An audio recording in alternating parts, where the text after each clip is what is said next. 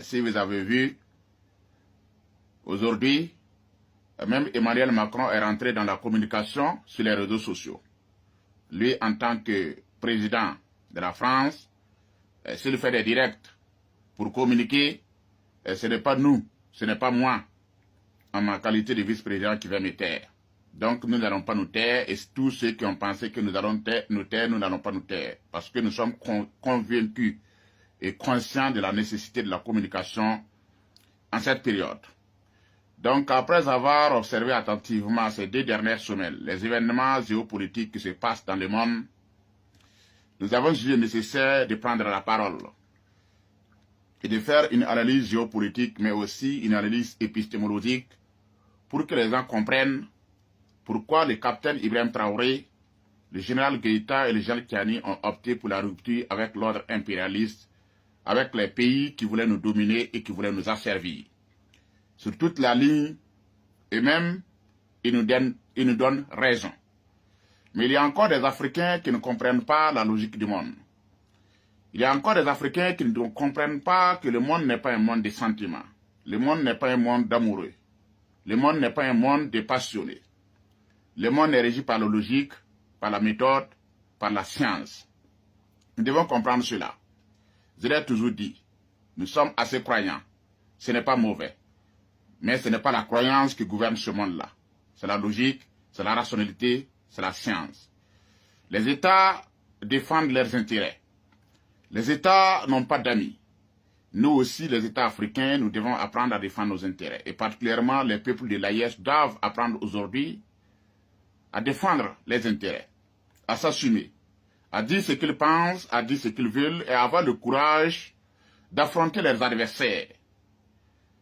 Avoir le courage de dire qu'ils ont opté pour une politique de rupture, pour une politique de souveraineté et de s'afficher et de s'affirmer. C'est très important. Voilà pourquoi nous tenons encore à communiquer. Le monde est régi par un ordre géopolitique. Cet ordre est fait de volonté de domination de part et d'autre. Et si vous restez assis les bras croisés, il va de soi que l'on vous domine. Il va de soi que l'on vous exploite. Il va de soi que vous soyez les objets de l'histoire. Vous soyez des vestiges des autres. Nous ne devons pas accepter cela parce que nos peuples ont assez souffert. Si vous avez remarqué, le président français Emmanuel Macron a fait une vidéo la dernière fois où effectivement il défendait l'Ukraine, disant que le président ukrainien ne peut pas organiser des élections parce que son pays n'est pas en paix.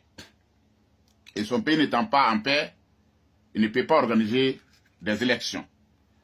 Et pourtant, face à la situation au Mali, il n'y a pas longtemps, le même président disait que le Mali avait l'obligation d'organiser des élections. Et nous avons la vidéo ici que vous allez écouter. Engagé militairement aux côtés d'autorités de fait dont nous ne partageons ni la stratégie ni les objectifs cachés. C'est la situation à laquelle nous sommes confrontés aujourd'hui au Mali. La lutte contre le terrorisme ne peut pas tout justifier. Elle ne doit pas, sous prétexte d'être une priorité absolue, se transformer en exercice de conservation indéfinie du pouvoir. Merci beaucoup. Il est nécessaire que nous analysions d'abord cette partie. Emmanuel Macron dit dans sa vidéo que la France ne peut pas rester engagée derrière des autorités de fait. Derrière des autorités de fait qui ne respectent pas leur engagement. Ce qui est encore important, il dit que la lutte contre le terrorisme ne saurait tout justifier. Ces 2 phrases sont à retenir. Les autorités de fait, c'est quoi qu'on appelle autorité de fait? Autorité de fait s'oppose à autorité de droit. Les autorités de droit sont des autorités qui ont été élues démocratiquement, ou bien de façon constitutionnelle. Les autorités de fait, ce sont les autorités maliennes qui n'ont pas été élues. Les autorités de fait aussi sont des autorités, si un président peut-être a été élu pour un mandat de 5 ans, et qu'il arrive au bout de son mandat, il n'organise pas des élections.